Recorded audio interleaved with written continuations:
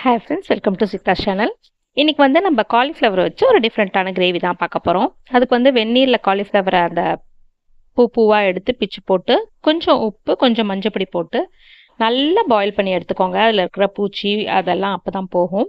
அப்புறம் ஒரு கடாயில் கொஞ்சம் எண்ணெய், மஞ்சப்பொடி, காரப்பொடி அது மட்டும் போட்டு நல்லா ஃப்ரை பண்ணிக்கோங்க. அந்த பச்சை வாசனை போனதுக்கு அப்புறம் இந்த நம்ம வேக வச்சு அரை வேக்காடாக தான் அது வெந்திருக்கும், இதை வந்து எடுத்து அதில் போட்டு நல்லா மிக்ஸ் பண்ணி விடுங்க. அப்போ தான் அது நல்லா பிடிக்குது.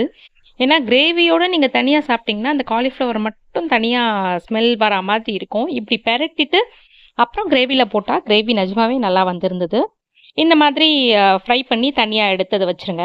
அப்புறம் அதே இல்பச்சட்டியில் இன்னும் கொஞ்சம் எண்ணெய் ஊற்றி நல்ல வெங்காயத்தை பொன்னிறமாக வதக்கிக்கோங்க. இப்போ நான் வந்து பொட்டுக்கல்லை போடுறேன். பொட்டுக்கல்லைக்கு பதிலாக கேஷ்யூ போட்டால் வேறு லெவல் டேஸ்ட்டில் இருக்கும். ஒரு மாதிரி க்ரீமி கன்சிஸ்டன்சி உங்களுக்கு வரும். இது வந்து பியூர்லி உங்கள் சாய்ஸ் தான். இது ஒரு டேஸ்ட்டில் வரும், முந்திரி பருப்பு போட்டால் அது ஒரு டேஸ்ட்டில் இருக்கும். அதுக்குள்ளே இது வதங்கிறதுக்குள்ளே கொஞ்சம் ஒரு 4-5 என்னோடது குட்டி குட்டியாக இருந்தது தக்காளி, ஸோ நான் அது 4-5 எடுத்துக்கிட்டேன். பெருசாக இருந்ததுன்னா 2-3 போதும். அதை கட் பண்ணி இந்த வதக்கின பொட்டுக்கல்ல வெங்காயம் அதை ஒரு மிக்சி ஜாரில் போட்டு தக்காளியை பச்சையாகவே போட்டுருங்க.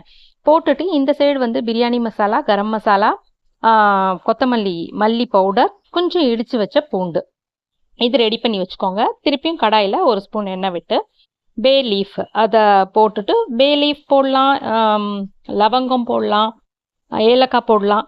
இதெல்லாம் பிடிச்சவங்க போடலாம். நான் இன்னைக்கு அது போடாமல் பண்ணியிருக்கேன். ஏன்னா எனக்கு அந்த ஏலக்காய் லவங்கம் டேஸ்ட்டு என் பசங்களுக்கு பிடிக்கல, இந்த கிரேவியில் போட்டால் பிடிக்கல. ஸோ நான் அதனால பே லீஃப் மட்டும் போட்டுட்டு இந்த இந்த தக்காளி இதெல்லாம் வதக்கி வச்சுருந்தோம்ல, தக்காளி பச்சையாக இருந்தது, பேலன்ஸ் வதக்கி வச்சுருந்தோம்ல, அதை நல்லா அரைச்சி அந்த பேஸ்ட்டை இதில் போட்டு காலிஃப்ளவர்லேயும் போட்டு நல்லா ஒரு கொதிக்க விடுங்க. இதில் ரா என்னென்ன இருக்கும் அப்படின்னா, தக்காளி பச்சையாக இருக்கும், ஸோ அந்த பச்சை ஸ்மெல் போகணும். பூண்டு வந்து நீங்கள் இடித்து போட்டாலும் சரி, இல்லை இதை அரைக்கும் போது இதுலேயே போட்டு ஒரு அரைச்சாலும் ஓகே. நீங்கள் இஞ்சி கூட சேர்த்துக்கலாம், அது உங்கள் சாய்ஸ் தான். இது மாதிரி இந்த கடாயில் போட்டு அந்த எண்ணெய் நம்ம மசாலா எல்லாத்தையும் ஒன்று சேர நல்லா வதக்கி கிளறி விட்டுருங்க. இதுலேயே லிட்டை போட்டு மூடியும் நீங்கள் வைக்கலாம். நான் உப்பு போட மறந்துட்டேன் முன்னாடி. நம்ம அந்த காலிஃப்ளவர் வேகும் போது லேசாக உப்பு போட்டிருப்போம், ஸோ பார்த்து நீங்கள் உப்பு போடுங்க. கொத்தமல்லியெல்லாம் நல்லா தூவிட்டு இந்த இந்த இல்பச்சட்டியில் இருக்கிற எண்ணெயெல்லாம் ஃபுல்லாக இந்த கிரேவியில் இறங்குறபடி எல்லாத்தையும் எடுத்து நல்லா ஆனதுக்கப்புறம் ஒரு ப்ரெஷர் குக்கரில் போட்டு ஒரு 2-3 விசில் விட்டுக்கோங்க. ஏன்னா அப்போ தான் அந்த காலிஃப்ளவர் கடிக்கும் போது அவ்வளோ சாஃப்டாக இருக்கும். நீங்கள் என்ன தான் ஓப்பனாக வேக விட்டாலும் அந்த ப்ரெஷர் குக் பண்ணுற மாதிரி வராது. இதுக்கு பெஸ்ட்டான காம்பினேஷன் வந்து தோசை தான். சப்பாத்தி பூரியோட கூட இது நல்லா போகும். பட் எங்கள் வீட்டில் தோசையோட இது அதிகமாக விருப்பப்பட்டு சாப்பிடுவாங்க. இதுதான் நான் என்னோட சின்ன பையனுக்கு அன்றைக்கி டிஃபனாக கட்டியிருந்தேன்.